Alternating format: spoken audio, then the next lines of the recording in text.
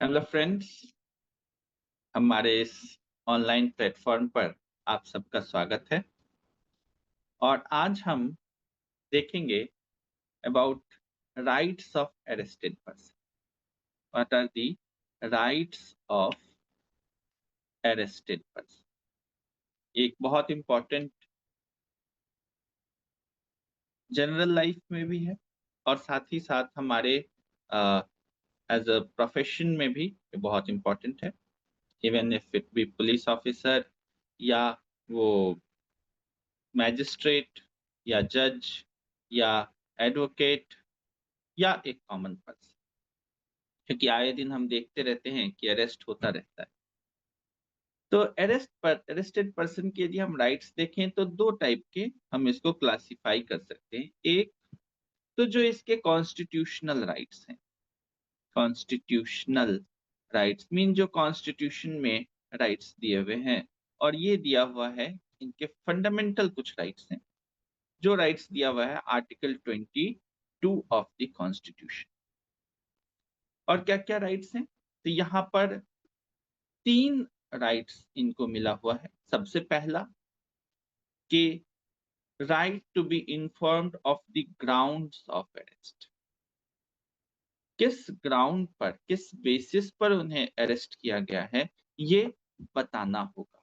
Second, right to consult an advocate of his choice. अपने choice के advocate को वो कंसल्ट कर सकते हैं ताकि आगे का जो भी लीगल प्रक्रिया होगा उसके थ्रू वो इजली लीगल सर्विस अवेल कर सके। और थर्ड, कि विद इन 24 आवर्स, 24 घंटे के अंदर उन्हें मैजिस्ट्रेट के समक्ष ले जाना होता है। बट इसमें ध्यान ये रखना है कि जो टाइम ऑफ जर्नी है, टाइम ऑफ जर्नी ये डिलीट कर दिया जाता है, ये सब्सट्रैक्ट कर दिया जाता है।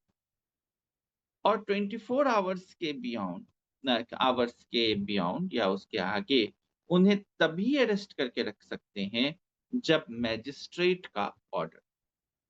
तो ये तो कॉन्स्टिट्यूशनल राइट्स हैं। और इसके साथ साथ कुछ राइट्स उन्हें स्टैट्यूटरी राइट्स हैं जो भारतीय नागरिक सुरक्षा संहिता में दिया गया है। स्टैट्यूटरी राइट्स, स्टैट्यूटरी राइट्स क्या है? तो एक स्टैट्यूटरी राइट्स इनको ये है कि इन्हें ये भी बताना होगा कि किस ग्राउंड पे अरेस्ट किया गया है, और साथ ही साथ यदि वो बेलेबल ऑफेंस में अरेस्ट हुए हैं, if the offense of which the accused person on for which accused person is arrested, यदि वो बेलेबल ऑफेंस है, तो राइट ऑफ बेल, कि उनके पास बेल लेने का अधिकार है और वो अपने सिक्योरिटीज को अरेंज करें, ये भी बताने इंफॉर्मेशन दिया जाएगा।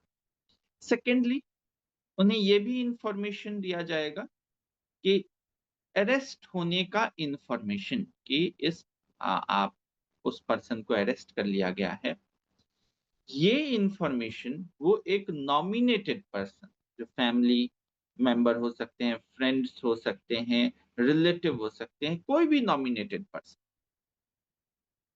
एक नॉमिनेटेड पर्सन को ये इंफॉर्मेशन देने का उनका अधिकार है। और इसके बारे में अरेस्ट मेमो में भी एंट्री किया जाएगा, और साथ ही साथ इसके बारे में मैजिस्ट्रेट साहब को भी बताया जाएगा कि इंफॉर्मेशन ऑफ अरेस्ट दिया जा चुका है। थर्ड, स्टैट्यूटरी राइट में ये है कि right of medical examination. Medical examination under section 53, जब भी कोई पर्सन को अरेस्ट किया जाएगा तो उसका तुरंत मेडिकल एग्जामिनेशन होना चाहिए। ये इस बात को इंश्योर करने के लिए है कि पुलिस उनके साथ कोई थर्ड डिग्री टॉर्चर ना करे। तो उसके साथ एक इंजुरी रिपोर्ट बनेगा जो कि मैजिस्ट्रेट साहब के समक्ष रखा जाएगा। और ये जो नॉमिनेटेड पर्सन को इंफॉर्मेशन देना होता है, ये देना होता है अंडर सेक्शन 48 ऑफ बीएनएसएस। और बेलेबल ऑफेंस है या बेलेबल ऑफेंस नहीं है, इसके बारे में जो जानकारी देनी होती है, ये देनी होती है अंडर सेक्शन 47 ऑफ BNSS। साथ ही साथ स्टैट्यूटरी राइट में ये भी है कि उनके हेल्थ एंड सेफ्टी,